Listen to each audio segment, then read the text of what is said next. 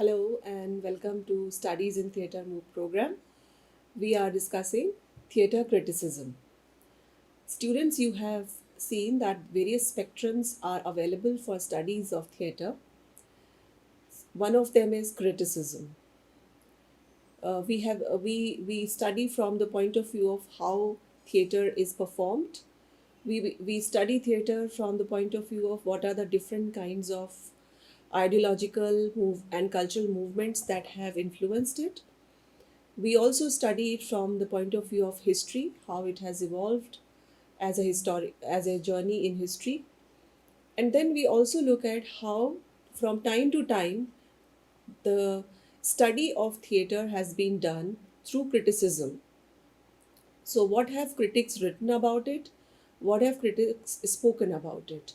So this is a very important field of study, especially for those of you who want to carry forward theater research in the fields where you are going to analyze various aspects of theater.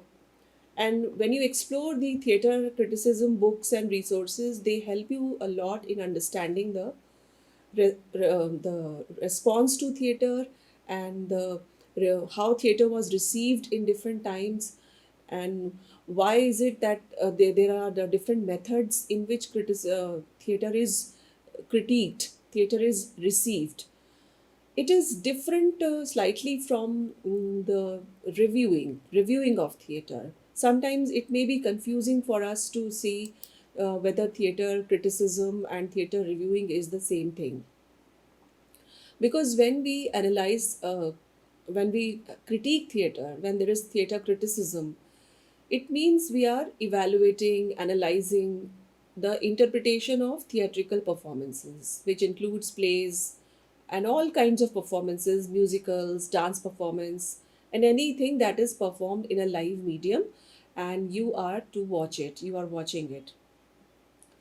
Then in addition to this, the what are the first of all, I think I must clarify what is the difference between review and a criticism, because it can confuse you. But there is a difference of, first of all, the purpose. The review is done to provide an overview and evaluation of a performance for potential audience, like those who will go to watch it. For them, somebody gives reviews, and those reviews become important as some kind of when you have to make choice whether I should go to watch this play or not. So then reviews come into action. So review is often based on focusing on aspects like the quality of acting, direction, how it was stage designed, and overall enjoyment, how audience received it. So they are to inform the readers or audience about a production's worth, and is it worth watching, is it worth reading.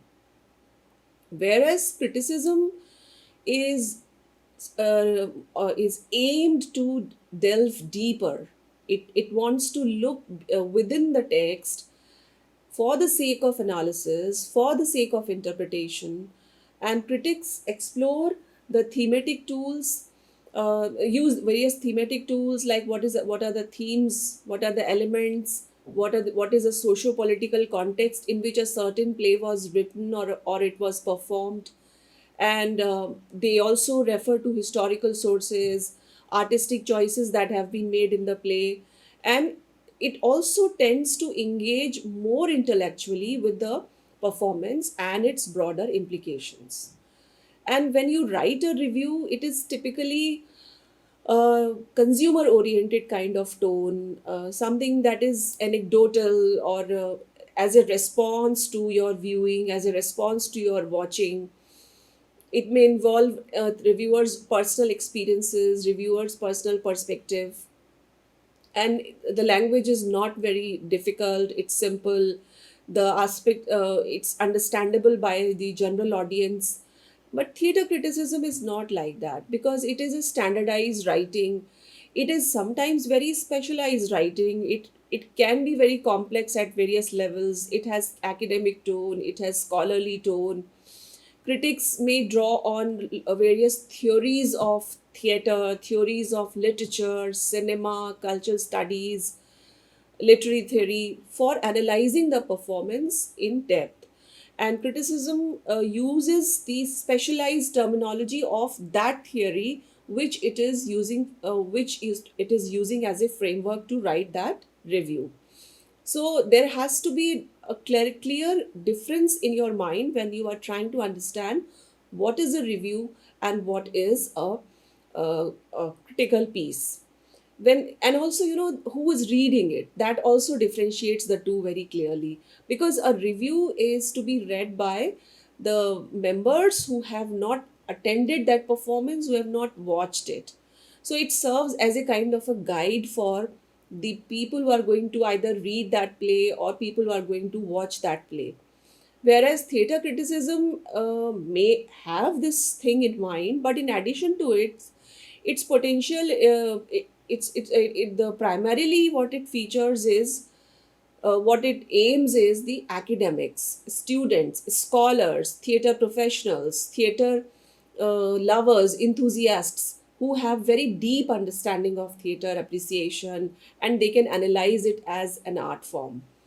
And there are different perspectives in which reviews are written, perspectives in which criticism is written, because reviews are generally subjective, and criticism is not subjective. Criticism is based on a critical paradigm where the critics, uh, the persona of the critics may get represented or may be embodied, but it is not all the time there.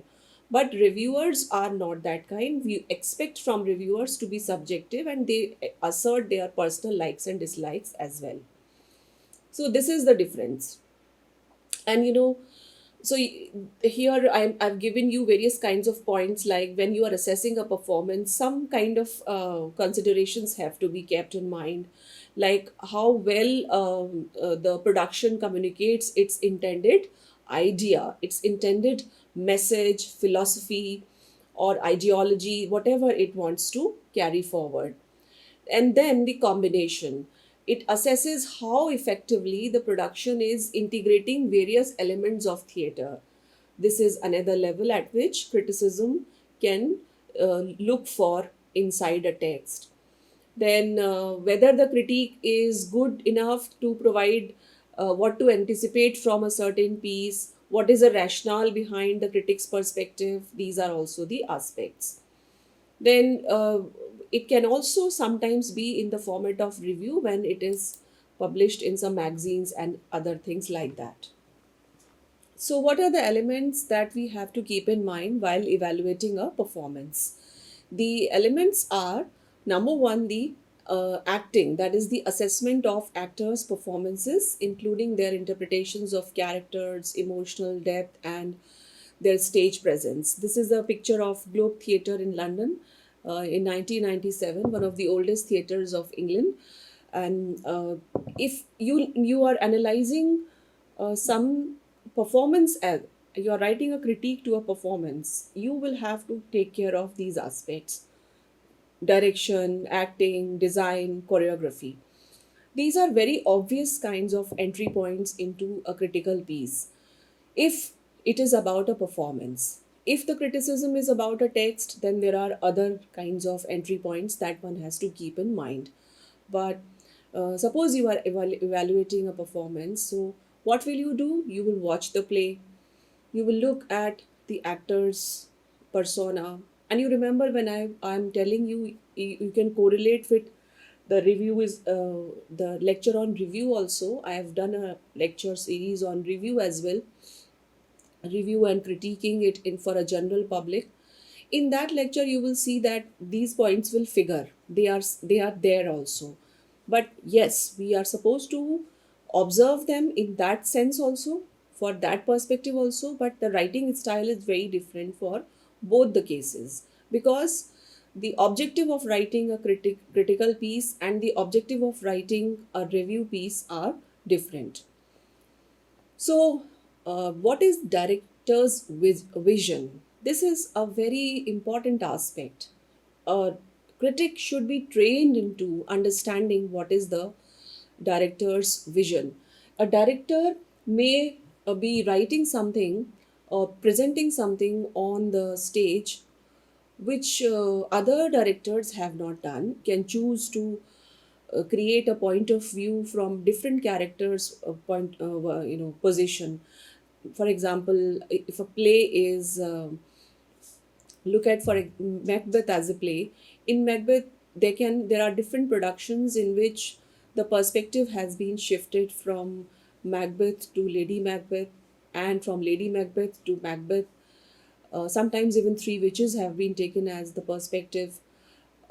In general sense, when we talk about Macbeth and its criticism available, the traditional one, we find a lot of bashing of Lady Macbeth.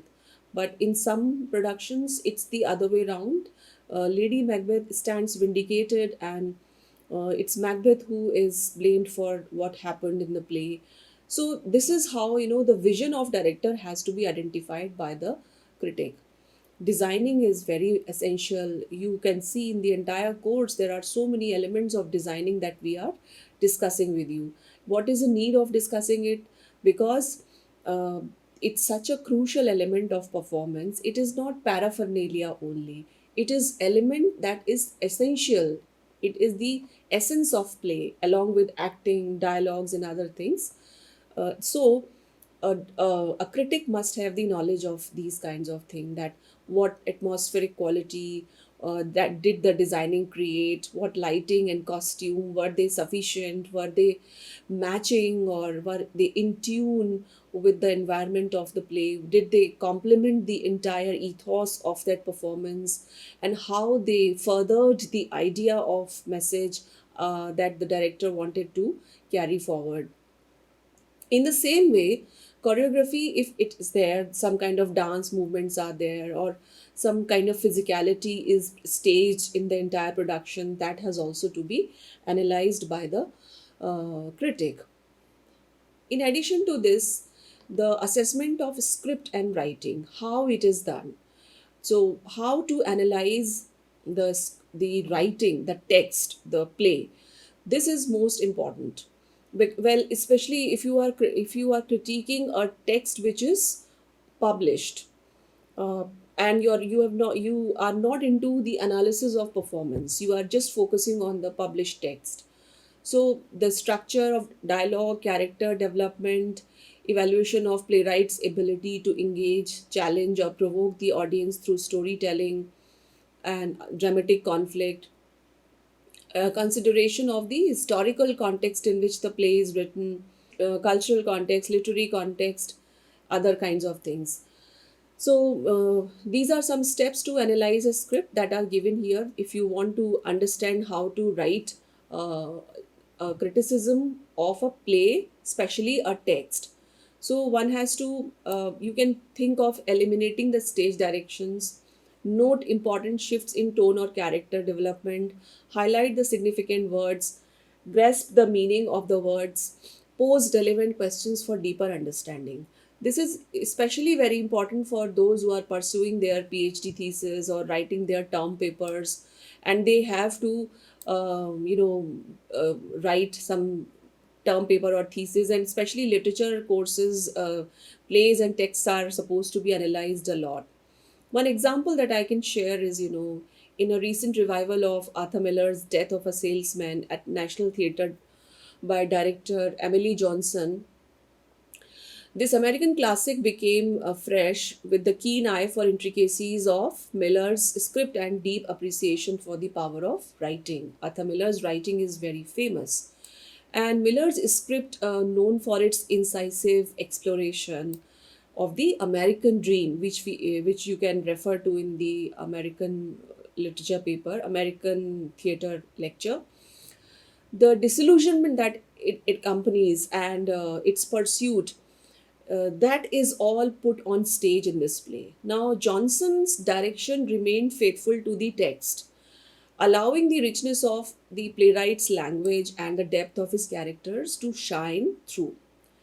And from the poignant exchanges between Willie Loman and his sons to haunting reveries that blur the lines between reality and fantasy, The play honored the complexity of nuanced writing that Miller had created. And the most important aspect of this production was its exploration of the cyclical nature of time and memory inherent in the script.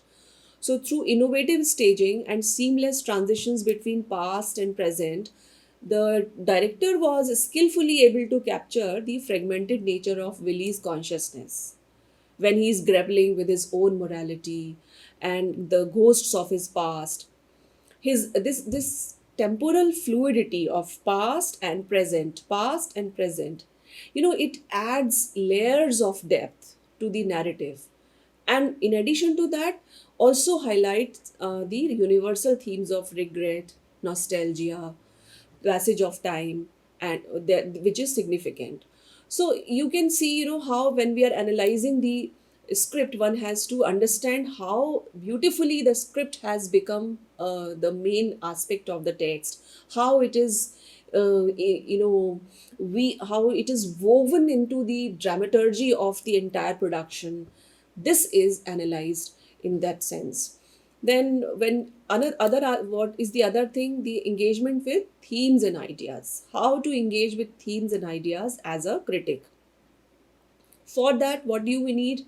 Exploration of the thematic content to understand the underlying ideology and message of the play, how production addresses those socio political and philosophical issues, and how it creates kind of critical thinking and discussion. Does it generate that? And the ways in which the performance resonates with the audience's experience, values, and perspectives. So, these are the things that one has to keep in mind when we are engaging with the themes and ideas in the play. Another example that I can think of right now is Hamlet's production, a recent production at Royal Shakespeare Company by director John Smith, uh, where he navigated the intricate themes of madness, revenge, existentialism, in which are very important for a Shakespearean tragedy, and especially Hamlet. What he did was that through very innovative staging and very nuanced performances, the this production created a revisiting of the complexities of human condition that the play has. The most compelling aspect of this particular production was that Hamlet's internal struggle with madness was portrayed in a very innovative way. Actor James Doe portrayed this character, and he from the opening scenes where Hamlet is grappling with his father's ghostly apparition and to the iconic soliloquies. These are all very masterfully conveying the profound sense of alienation and disillusionment. And that is a very important theme of this play. So there is this line drawn between sanity and madness. But through this portrayal, the director blurs this line of sanity and madness, and the production transforms into a very fragile representation of how reality can be perceived from various angles. The theme of revenge is also intricately woven throughout the production, because it while it serves as the driving force for the plot and also as a as an impetus to enhance the moral dilemma for the characters. Smith's decision to highlight the consequences of vengeance through subtle directorial choices such as the use of stark lighting, and ominous sound design, these create, and especially in the very crucial scenes, this creates a very significant impact of the retribution theme of the play. So then in Hamlet's core, there is discussion of existential crisis that also is very nicely depicted in the play. So these are the aspects one has to keep grasping as we analyze the thematic aspects. Then the contextual considerations should also be kept in mind while writing. If you note down every all these points and you sit down with any play and you create a discussion of any play according to the points that I'm offering, I am confident that you will be able to create a very interesting analysis of any play that you want to. So you can try this as a practice tool, just to create a sample, and then you can interweave it with some kind of theoretical perspective, whatever literary theory or historical perspective you want to study it. Then examination of historical, cultural, and socio-political context in which the play performance takes place, and considering how the production's place is in the broader theoretical landscape, the, as well as theatrical landscape, the trends of the plays, the innovations which are taking place in the world of art, and its relation to the contemporary issues, events, debates within the society, within the framework where it is written. So, these are the aspects that you can keep in mind when you are analyzing the context. So, I again tell you about a particular contextual study. How is it important for us to understand? Director Sarah Jones recently staged the Three Penny Opera at the Black Box Theatre, where she was staging Brecht's socio-political critique with contemporary relevance. So by exploring themes of poverty and corruption against a gritty urban backdrop, the production started resonating the modern issues of inequality, and the Brechtian techniques and diverse casting was adopted, and that led to production creating an influence on the audience to invite them into critical engagement with the material of the stage, material of the play, the production, and also to understand Brecht's socialist commentary. So this is another very important example of how Brecht's Three Penny Opera was revisited to recreate some new contextual additions in order to stage it in a time which is different from Brecht's time. So try to understand that how different kinds of things are available for us to explore contextual considerations, and how should we make use of them when we are writing theatre criticism. In addition to this, there is audience reception and impact. This is a very important aspect. How audience has received a particular play, or how readers have responded to a particular text of a play. This is to be analyzed in criticism, because sometimes it can have a lasting impact on the audience. Sometimes it's only because of the audience that a text transforms into a timeless production, and it's the some kind of famous responses of to certain plays productions that have created history, and they have become watershed moment, especially the receiving of Beckett's Waiting for Godot in France and in England. In both the countries, its response, especially the initial shows that were there, how they were received by the audience, they are very important to understand the shift that this drama created, how absurdity became a theatrical tool, and how it was received and responded to by the audience. And that is a very important point of discussion and study when we are reading the 20th century drama, especially modernist and postmodernist drama. Again, I go back to an example.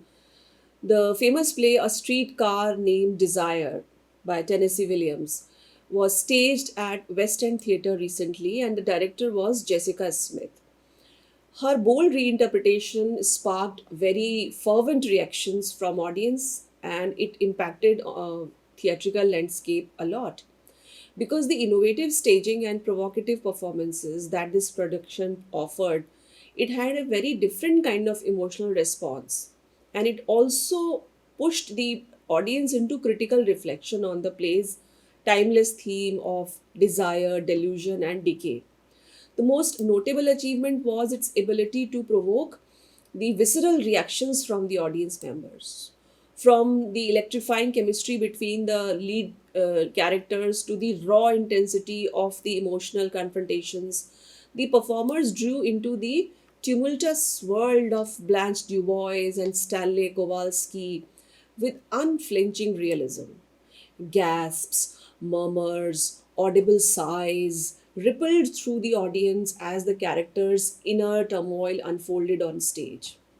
And this testified the production's ability to captivate and engage the spectators on a visceral level.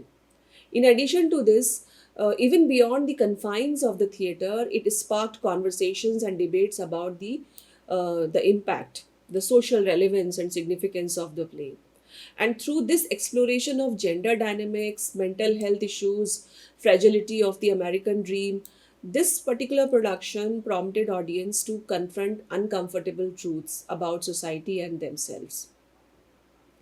Post show discussions, social media buzz, critical reviews, they all are, the evidence of the fact that this production provoked thought and stimulated dialogue along the final curtain call. So we need to understand that audience reception from different productions can be compared of a same play, or audience reception also tells about the changing times, the evolution, the evolving patterns of priorities and preferences, that speaks about the society, that tells about us, that tells us about various things that are visible in our society as change. So this is an important element to be understood while we are writing a critique. And then there are some ethical and professional considerations, like a critic needs to adhere to professional standards of fairness, integrity, accountability of in criticism. He or she must recognize the diverse perspectives, the presence of various opinions, and the experiences that shape the audience's viewpoints. It all There should also be a responsiveness to feedback and dialogue with artists, audience, and other stakeholders, other fellow critics, acknowledging their work, their opinion. These are also some aspects. One kind of criticism of a contemporary play is, you have to keep in mind how to uh, write a critique in such a way that the approach of integrity and honesty is there, and you also offer genuine reflections to the production's strength and weaknesses, and remaining mindful of the potential impact that your words will have on society, your words will have on the future growth of that field as critical enterprise as well as artistic enterprise. And criticism should be therefore constructive. It should offer some examples, some suggestions, some thoughtful analysis, rather than resorting to some kind of personal attacks or some negativity, because that doesn't serve the purpose. That diverts the whole discussion to something else. So these are some ethical and professional considerations which are very important for writing theatre criticism. So, when we look at, all in all, theatre criticism is a vital form of cultural commentary. We need to keep that in mind. It is intellectual inquiry. It is something that appreciate the art of theatre. It works for theatre. It exists for art. So it's an important aspect, and we people who have flair for writing, people who have flair for reading lot of books, can be good critics. And it's not easy to be a critic, because just review something for the sake of personal joy is one thing, but for a critic, the life is a balance between scholarly as well as artistic pursuits. So, in my lectures to follow, I will give you some exploration about the important movements of ideological influence that have shaped theatre criticism from time to time. So, this is for now. I hope you have enjoyed this discussion. Keep writing, try whatever I've suggested. That way, you can probably end up becoming a good writer, good researcher. Thank you so much.